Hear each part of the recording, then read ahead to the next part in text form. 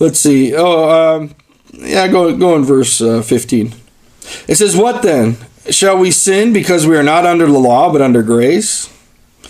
And this was some of the detractors of Paul, some of the ones that followed around and tried to cause problems for Paul, would say that this is what he's saying. You're saying we're not under the law, we're under grace, so we should just go on sinning so that grace can abound. We should sin because we don't have to worry about the law. And he's like, by no means. Verse 16, don't you know that when you offer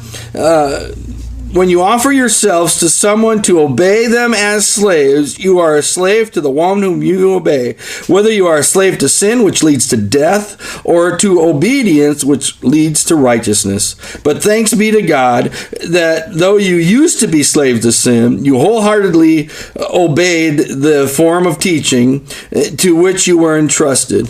You have been set free from sin and have become slaves to righteousness. And he says, no, it's not a matter of, okay, now that we're free, that was the other one in Galatians, you'll see, it's for freedom that Christ set you free. We have freedom in God. We're free from sin. We're free from the law. We're free from all these regulations that are all around us. But just because we're free, it doesn't mean that we go on sinning. It doesn't mean that we then let sin reign in our body. Because if we go sin because of that freedom we have, if we go sin because our righteousness is by faith and not of works, then we're going to become a slave again to that sin. We're going to let sin reign in our body, and it's going to take control of us, and it's going to lead to death. It's going to lead to separation from God. We need to be slaves to God. We need to be slaves to His love, and we need to let His righteousness reign in our lives. Yeah. And the freedom we have is a freedom to be able to obey Him, to be able to serve Him, to be able to love Him, and to be able to see His life and power and love and freedom flow